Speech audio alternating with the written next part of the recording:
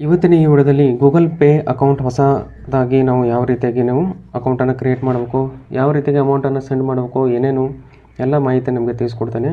ಮೊದಲದಾಗಿ ಇದು Google pay ಒಂದು ತುಂಬಾ ಕನ್ವೀನಿಯಂಟ್ ಆಗಿರುವಂಥದ್ದು ಫೋನ್ಪೇಕ್ಕಿಂತ. ಏಕೆಂದರೆ ನಾನು ಮತ್ತು ಇದರ ಮಾರ್ಕೆಟ್ ಶೇರ್ ಕೂಡ ಒಂದು 36% ಏನೋ ಇದೆ.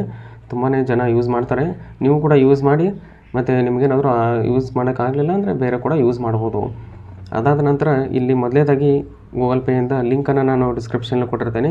ಪ್ಲೇಸ್ಟೋರ್ನಲ್ಲಿ ಲಿಂಕ್ ಇರುತ್ತೆ, ಅದನ್ನ ಕ್ಲಿಕ್ ಮಾಡಿದರೆ ಈ ರೀತಿಯಾದ ಒಂದು ಪೇಜ್ ಓಪನ್ ಆಗುತ್ತೆ. ಮೊದಲೇದಾಗಿ ನಿಮ್ಮ ಒಂದು ರಿಜಿಸ್ಟರ್ ಮೊಬೈಲ್ ನಂಬರನ್ನು ಹಾಕಿ, ಆ ರಿಜಿಸ್ಟರ್ ಮೊಬೈಲ್ ನಂಬರ್ಗೆ ಒಂದು ಬ್ಯಾಂಕ್ ಅಕೌಂಟ್ ಕೂಡ ಲಿಂಕ್ ಇರಬೇಕು. ಅದೇ ಮೊಬೈಲ್ ನಂಬರನ್ನು ಹಾಕಿದ ನಂತರ ಇಲ್ಲಿ ಕಂಟಿನ್ಯೂ ಮೇಲೆ ಕ್ಲಿಕ್ ಮಾಡಿ. ಕಂಟಿನ್ಯೂ ಮೇಲೆ ಕ್ಲಿಕ್ ಮಾಡಿದ ನಂತರ ಇಲ್ಲಿ ಏನಾಗುತ್ತೆ, ನಿಮ್ಮ ಒಂದು ಅಕೌಂಟ್ನಲ್ಲಿರುವ ಒಂದು ಇಮೇಲ್ ಐ ಡಿಗಳು ಇಲ್ಲಿ ಶೋ ಆಗ್ತವೆ. ನೀವು ಬೇಕಾದರೆ ಚೇಂಜ್ ಕೂಡ ಮಾಡ್ಕೋಬೋದು. ನಮ್ಮದು ಆಲ್ರೆಡಿ ಇದೆ, ಅದನ್ನು ಸೆಲೆಕ್ಟ್ ಮಾಡ್ಕೊಳ್ಳಿ. ಎಕ್ಸೆಪ್ಟ್ ಆ್ಯಂಡ್ ಕಂಟಿನ್ಯೂ ಮೇಲೆ ಕ್ಲಿಕ್ ಮಾಡಿ. ನೀವು ಯಾವ ಜಿಮೇಲ್ ಅಕೌಂಟನ್ನು ಯೂಸ್ ಮಾಡ್ತೀರೋ ಅದೇ ಜಿಮೇಲ್ ಅಕೌಂಟಿನ ಒಂದು ನೇಮ್ ಕೂಡ ನಿಮ್ಮ ಪ್ರೊಫೈಲ್ ಸೆಕ್ಷನಲ್ಲಿ ಆ್ಯಡ್ ಆಗುವಂಥದ್ದು. ಯಾವುದೇ ರೀತಿಯಾದ ಒಂದು ಸಪ್ರೇಟಾಗಿ ಆ್ಯಡ್ ಮಾಡೋಕ್ಕಾಗಲ್ಲ, ನೀವು ಚೇಂಜ್ ಕೂಡ ಮಾಡ್ಬೋದು. ಎಕ್ಸೆಪ್ಟ್ ಆ್ಯಂಡ್ ಕಂಟಿನ್ಯೂ ಮೇಲೆ ಕ್ಲಿಕ್ ಮಾಡಿ. ಕ್ಲಿಕ್ ಮಾಡಿದ ನಂತರ ಸ್ವಲ್ಪ ಹೊತ್ತು ವೇಟ್ ಮಾಡಬೇಕು. ಮೊಬೈಲ್ ನಂಬರ್ ವೆರಿಫೈ ಆಗುತ್ತೆ. ಮೊಬೈಲ್ ನಂಬರ್ ವೆರಿಫೈ ಆದ ನಂತರ ರಿಜಿಸ್ಟರ್ ಮೊಬೈಲ್ ನಂಬರ್ಗೆ OTP ಬರುತ್ತೆ. ಅದು ತಾನೇ ಫೆಚ್ ಮಾಡಿಕೊಂಡು ತಾನೇ ಫಿಲ್ ಮಾಡ್ಕೊಳ್ಳುತ್ತೆ. ಅದಾದ ನಂತರ ಇಲ್ಲಿ ಏನು ಮಾಡಬೇಕು, ಬ್ಯಾಂಕ್ ಅಕೌಂಟನ್ನು ಆ್ಯಡ್ ಮಾಡಬೇಕು. ಆ್ಯಡ್ ಬ್ಯಾಂಕ್ ಅಕೌಂಟ್ ಮೇಲೆ ಕ್ಲಿಕ್ ಮಾಡಿ. ಬ್ಯಾಂಕ್ ಆ್ಯಡ್ ಮಾಡಲಿಕ್ಕೆ ನೀವು ಯಾವುದು ಬ್ಯಾಂಕ್ ಇದೆ ಅದನ್ನು ಸೆಲೆಕ್ಟ್ ಮಾಡ್ಕೊಳ್ಳಿ. ಇಲ್ಲಿ ಮೇಲ್ಗಡೆ ಇರೋದು. ಇಲ್ಲಿ ಇರಲಿಲ್ಲ ಅಂದರೆ ಇಲ್ಲಿ ಸರ್ಚ್ ಕೂಡ ಮಾಡ್ಬೋದು. ನಮ್ಮದು ಕೆನರಾ ಬ್ಯಾಂಕ್ ಇದೆ, ಕೆನರಾ ಬ್ಯಾಂಕ್ ಸರ್ಚ್ ಮಾಡ್ಕೊಂಡು ಆ್ಯಡ್ ಮಾಡ್ತೇನೆ. ಕೆನರಾ ಬ್ಯಾಂಕನ್ನು ಆ್ಯಡ್ ಮಾಡ್ತೇನೆ. ಆ್ಯಡ್ ಮಾಡಿದ ನಂತರ ಇಲ್ಲಿ ಏನಾಗುತ್ತೆ, ನೀವು ಆ ಒಂದು ರಿಜಿಸ್ಟರ್ ಮೊಬೈಲ್ ನಂಬರ್ ನೀವೇನು ಎಂಟರ್ ಮಾಡಿದ್ದೀರಲ್ಲ ಇಲ್ಲಿ ಮೇಲೆ ಶೋ ಆಗ್ತದೆ. ಅದೇ ನಂಬರು ಯಾವುದು ಸಿಮ್ 1ನಲ್ಲಿದೆ 2ನಲ್ಲಿದೆ ಅದನ್ನು ಸೆಲೆಕ್ಟ್ ಮಾಡ್ಕೊಳ್ಳಿ. ನಮ್ಮ ಸಿಮ್ 2 ಇದೆ. ಕಂಟಿನ್ಯೂ ಮೇಲೆ ಕ್ಲಿಕ್ ಮಾಡ್ತೇನೆ. ಕಂಟಿನ್ಯೂ ಮೇಲೆ ಕ್ಲಿಕ್ ಮಾಡಿದ ನಂತರ ಸ್ವಲ್ಪ ಹೊತ್ತು ವೇಟ್ ಮಾಡಬೇಕು. ವೇಟ್ ಮಾಡಿದ ನಂತರ ಅದು SMS ಅನ್ನು ಸೆಂಡ್ ಮಾಡಿಕೊಂಡು ವೆರಿಫಿಕೇಷನನ್ನು ಕಂಪ್ಲೀಟ್ ಆದ ನಂತರ ಇಲ್ಲಿ ಸಕ್ಸಸ್ಫುಲ್ಲಾಗಿ ಬ್ಯಾಂಕ್ ಅಕೌಂಟ್ ಆ್ಯಡ್ ಆಗುತ್ತೆ. ಅದಾದ ನಂತರ ನಾವು ಈಗ UPI ಪಿನ್ನನ್ನು ನಾವು ಸೆಟ್ ಮಾಡೋಣ. ಮೊದಲೇದಾಗಿ ಇಲ್ಲಿ ನಿಮ್ಮ ಡೆಬಿಟ್ ಕಾರ್ಡಿನ ಒಂದು ಲಾಸ್ಟ್ 6 ಡಿಜಿಟು ಮತ್ತು ಮಂತು ಇಯರನ್ನು ಹಾಕಿದ ನಂತರ ಇಲ್ಲಿ ಆರೋ ಮಾರ್ಕ್ ಇದೆ ಅಲ್ಲ, ಅದನ್ನು ಕ್ಲಿಕ್ ಮಾಡಿ. ಕ್ಲಿಕ್ ಮಾಡಿದ ನಂತರ ನಿಮ್ಮ ಒಂದು ರಿಜಿಸ್ಟರ್ಡ್ ಮೊಬೈಲ್ ನಂಬರ್ಗೆ ಒಂದು OTPಯನ್ನು ಸೆಂಡ್ ಮಾಡ್ತಾರೆ. ಅದನ್ನು ಇಲ್ಲಿ ಹಾಕಿ ಅದು ತಾನೇ ಫೆಚ್ ಮಾಡುತ್ತೆ. ಕೆಲವೊಂದು ಟೈಮ್ಗಳಲ್ಲಿ ಮಾಡಿಲ್ಲ ಅಂದರೂ ಕೂಡ ನೀವೇ ಎಂಟ್ರ್ ಕೂಡ ಮಾಡ್ಬೋದು. ಅದಾದರೆ ನೆಕ್ಸ್ಟ್ ಮೇಲೆ ಕ್ಲಿಕ್ ಮಾಡಿ. ಕ್ಲಿಕ್ ಮಾಡಿದ ನಂತರ ನಿಮ್ಮ ಒಂದು UPI ಪಿನ್ನನ್ನು ಎಂಟ್ರ್ ಮಾಡಲಿಕ್ಕೆ ಹೇಳುತ್ತೆ. 6 ಡಿಜಿಟು ಅದನ್ನ ಎಂಟ್ರ್ ಮಾಡಿ. ಅದೇ ಸೇಮ್ UPI ಪಿನ್ನನ್ನು ಇನ್ನೊಮ್ಮೆ ಎಂಟ್ರ್ ಮಾಡಿ ಡನ್ ಮೇಲೆ ಕ್ಲಿಕ್ ಮಾಡಿ. ಡನ್ ಮೇಲೆ ಕ್ಲಿಕ್ ಮಾಡಿದ ನಂತರ UPI ಪಿನ್ ಅಪ್ಡೇಟ್ ಆಗುತ್ತೆ. ಈಗ ಏನಾಗುತ್ತೆ, ಒಂದು ಹೋಮ್ ಪೇಜ್ ಓಪನ್ ಆಗುತ್ತೆ.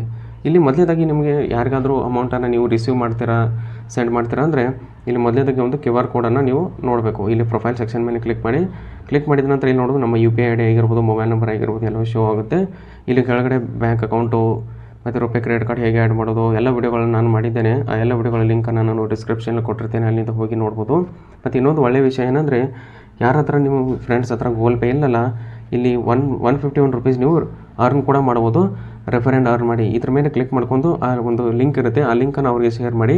ಆ ಶೇರ್ ಮಾಡಿದ ಲಿಂಕಿಂದ ಅವರು ಏನಾದ್ರು ಡೌನ್ಲೋಡ್ ಮಾಡಿ ₹1 ಆದರೂ ಅವರು ಟ್ರಾನ್ಸಾಕ್ಷನ್ ಮಾಡಿದರೆ ನಿಮಗೆ ಏನಾಗುತ್ತೆ 151 ರೂಪೀಸು ನಿಮ್ಮ ಒಂದು ಯಾವ ಅಕೌಂಟ್ ನಿಮ್ಮದು ಪ್ರೈಮರಿ ಅಕೌಂಟ್ ಇರುತ್ತಲ್ಲ ಅದಕ್ಕೆ ಬಂದು ಅದು ಸಿಗುವಂಥದ್ದು.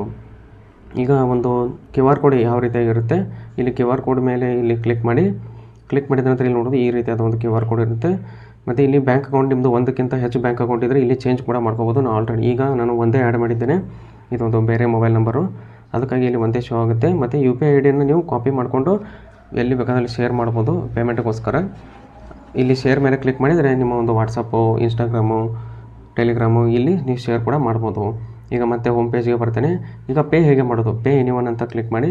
ಪೇ ಎನಿವನ್ ಮೇಲೆ ಕ್ಲಿಕ್ ಮಾಡಿದರೆ ನಿಮ್ಮ ಸೆಲ್ಫ್ ಅಕೌಂಟ್ ಇದ್ದರೆ ಆ ಸೆಲ್ಫ್ ಅಕೌಂಟ್ ಮೇಲೆ ಕ್ಲಿಕ್ ಮಾಡಿಕೊಂಡು ನಿಮ್ಮ ವಿದಿನ್ ದ ಯುವರ್ ಬ್ಯಾಂಕ್ಸ್ನೇ ನೀವು ನಿಮ್ಮ ಹೆಸರಿನಲ್ಲಿರೋ ಯಾವ ಅಕೌಂಟ್ ಆ್ಯಡ್ ಮಾಡಿರ್ತಾರಲ್ಲ ಅವ್ರಿಗೆ ನೀವು ಸೆಂಡ್ ಕೂಡ ಮಾಡ್ಬೋದು. ಮತ್ತು ನಿಮ್ಮ ಒಂದು ಕಾಂಟ್ಯಾಕ್ಟ್ಸ್ನಲ್ಲಿರೋ ಒಂದು ನಂಬರ್ಗೆ ಕೂಡ ನೀವು ಸೆಂಡ್ ಮಾಡ್ಬೋದು. ಇಲ್ಲಿ ನೇಮ್ ಶೋ ಆಗ್ತಾಯಿದೆ ನೋಡ್ಬೋದು, ಅದ್ರ ಮೇಲೆ ಕ್ಲಿಕ್ ಮಾಡಿ ಅವ್ರಿಗೆ ಕೂಡ ಸೆಂಡ್ ಮಾಡ್ಬೋದು. ನಾನು ಈಗ UPI ID ಎಂಟರ್ ಮಾಡ್ತೇನೆ. ನನ್ನದೇ ಒಂದು UPI ID ಇದೆ SBI ಇದು, ಅದನ್ನು ಎಂಟರ್ ಮಾಡ್ತೇನೆ. ಅದಕ್ಕೆ ನಿಮಗೆ ₹1 ಹಾಕಿ ನಿಮಗೆ ತಿಳಿಸ್ಕೊಡ್ತೇನೆ ಯಾವ ರೀತಿಗೆ ಪೇಮೆಂಟ್ ಮಾಡಬೇಕಂತ. ಆ UPI ಐಡಿನ ಹಾಕಿ ಮೇಲೆ ಹಾಕಿದ ನಂತರ ಇಲ್ಲಿ ನೋಡೋದು ಒಂದು ಡೀಟೇಲ್ಸ್ ಫೆಚ್ ಆಗುತ್ತೆ. ಆ UPI ID ಹಾಕಿದ ನಂತರ ಒಂದು ನೇಮ್ ಫೆಚ್ ಆಗುತ್ತೆ. ಆ ನೇಮ್ ಕರೆಕ್ಟ್ ಇದೆ ಇಲ್ಲ ನೋಡ್ಕೊಳ್ಳಿ, ಏಕೆಂದರೆ ಒಂದೇ ಮೊಬೈಲ್ ನಂಬರ್ ಚೇಂಜ್ ಆದರೂ ಕೂಡ ಬೇರೆ ಊರಿಗೆ ಹೋಗುವ ಸಾಧ್ಯತೆ ಇರುತ್ತೆ. ಅದನ್ನು ನೋಡ್ಕೊಳ್ಳಿ. ಪೇ ಮೇಲೆ ಕ್ಲಿಕ್ ಮಾಡಿ. ಪೇ ಮೇಲೆ ಕ್ಲಿಕ್ ಮಾಡಿದ ನಂತರ ಇಲ್ಲಿ ₹1 ಆ್ಯಡ್ ಮಾಡಿ ನೀವೇನಾದರೂ ಬರೆಯೋದಿದ್ರೆ ಇಲ್ಲಿ ಆ್ಯಡ್ ನೋಟ್ ಮೇಲೆ ಬರೆಯಬಹುದು. ನಿಮಗೆ ಅದನ್ನು ಆಮೇಲೆ ಡೀಟೇಲ್ಸ್ ನೋಡ್ಕೊಂಡು ಯಾಕೆ ನೀವು ಅಮೌಂಟನ್ನು ಕಳಿಸಿದ್ದೀವಿ ಅಂತ ಕೂಡ ನಿಮಗೂ ಕೂಡ ಒಂದು ಟ್ರಾನ್ಸಾಕ್ಷನ್ ಹಿಸ್ಟ್ರಿಯಲ್ಲಿ ಇರುತ್ತೆ. ಈಗ ಎರೋ ಮಾರ್ಕ್ ಮೇಲೆ ಕ್ಲಿಕ್ ಮಾಡಿ. ಕ್ಲಿಕ್ ಮಾಡಿದ ನಂತರ ಇಲ್ಲೇನಾಗುತ್ತೆ, ನಿಮ್ಮ ಬ್ಯಾಂಕ್ ಅಕೌಂಟ್ಸು ಇಲ್ಲಿ ಶೋ ಆಗುತ್ತೆ. ನೀವು ಅಮೌಂಟನ್ನು ಕಳಿಸೋಕ್ಕಿಂತ ಮುಂಚೆ ಇಲ್ಲಿ ಚೆಕ್ ನಾವು ಮೇಲೆ ಕ್ಲಿಕ್ ಮಾಡಿ ಬ್ಯಾಲೆನ್ಸ್ ಕೂಡ ಚೆಕ್ ಮಾಡ್ಬೋದು. ಈಗ ನಾನು ಪೇ ಒನ್ ಮೇಲೆ ಕ್ಲಿಕ್ ಮಾಡ್ತೇನೆ. ಪೇ ಒನ್ ಮೇಲೆ ಕ್ಲಿಕ್ ಮಾಡಿದ ನಂತರ ಯು ಪಿ ಐ ಪಿನ್ನನ್ನು ಹೊಡೆದ್ರೆ ಇಲ್ಲಿ ಅದು ಯು ಪಿ ಐ ಪಿನ್ದು ರೆಕಾರ್ಡ್ ಆಗೋಲ್ಲ, ಅದಕ್ಕಾಗಿ ನಾನು ತೋರಿಸಲಿಲ್ಲ. ಆ ಯು ಪಿ ಐ ಪಿನ್ನನ್ನು ಹಾಕಿದ ನಂತರ ಇಲ್ಲಿ ನೋಡ್ಬೋದು ಈಗ ಅವರಿಗೆ ಸೆಂಡ್ ಆಗಿದೆ. ಇದನ್ನು ನೀವು ಡೀಟೇಲ್ಸನ್ನು ನಾನು ಅಮೌಂಟ್ ಸೆಂಡ್ ಮಾಡಿದ್ದೇನೆ ಅಂತ ಹೇಳಿ ನೀವು ಅದನ್ನ ಶೇರ್ ಕೂಡ ಮಾಡ್ಬೋದು ನಿಮ್ಮ ಫ್ರೆಂಡ್ಸ್ ಫ್ಯಾಮಿಲಿಗೆ. ಇಲ್ಲಿ ಶೇರ್ ಸ್ಕ್ರೀನ್ಶಾಟ್ ಅಂತ ಕ್ಲಿಕ್ ಮಾಡಿಕೊಂಡು ನಿಮ್ಮ ವಾಟ್ಸಪ್ಪು, ಟೆಲಿಗ್ರಾಮು, ಇನ್ಸ್ಟಾಗ್ರಾಮು ಎಲ್ಲಿ ಬೇಕಾದ್ರಿಂದ ಶೇರ್ ಕೂಡ ಮಾಡ್ಬೋದು. ಈ ಡನ್ ಮೇಲೆ ಕ್ಲಿಕ್ ಮಾಡಿ. ಡನ್ ಮೇಲೆ ಕ್ಲಿಕ್ ಮಾಡಿದ ನಂತರ ಇಲ್ಲಿ ಗೂಗಲ್ ಪೇದು ಇನ್ನೊಂದು ಒಳ್ಳೆಯ ವಿಷಯ ಏನಂದರೆ ಗೂಗಲ್ ಪೇಯಲ್ಲಿ ತುಂಬಾ ಸ್ಕ್ರ್ಯಾಚ್ ಕಾರ್ಡ್ಸ್ ಬರ್ತವೆ. ಪ್ರತಿಯೊಂದು ಟ್ರಾನ್ಸಾಕ್ಷನ್ಗೂ ಒಂದು ಸ್ಕ್ರ್ಯಾಚ್ ಕಾರ್ಡ್ಸ್ ಬರ್ತವೆ ವೋಚರ್ ಥರ. ಇಲ್ಲಿ ಕೆಲವೊಂದಿಷ್ಟು ಉಪಯೋಗ ಆಗೋದು ಇರುತ್ತೆ, ಕೆಲವೊಂದಿಷ್ಟು ಉಪಯೋಗ ಆಗಲ್ಲದೆ ಇರೋ ವೋಚರ್ ಕೂಡ ಕೊಡ್ತಾರೆ. ಆದರೆ ಏನೋ ಒಂದು ಕೊಡ್ತಾರೆ ಅಷ್ಟೇ. ಫೋನ್ಪೇಯಲ್ಲಿ ಈ ರೀತಿಯಾದ ಒಂದು ಆಪ್ಷನ್ ಇರೋದಿಲ್ಲ. ಅವರು ಪ್ರತಿ ಟ್ರಾನ್ಸಾಕ್ಷನ್ ಕೊಡೋದಲ್ಲ, ಯಾವಾಗಾದ್ರೂ ಒಮ್ಮೆ ಏನಾದರೂ ಕ್ಯಾಂಪೇನ್ ನಡೆಸಿದರೆ ಮಾತ್ರ ಅವರು ಕೊಡ್ತಾರೆ. ಈ ಆ್ಯಪಿನ ಲಿಂಕನ್ನು ನಾನು ಡಿಸ್ಕ್ರಿಪ್ಷನಲ್ಲಿ ಕೊಟ್ಟಿರ್ತೇನೆ, ಅಲ್ಲಿಂದ ಹೋಗಿ ಇದನ್ನ ಡೌನ್ಲೋಡ್ ಮಾಡ್ಕೊಳ್ಳಿ.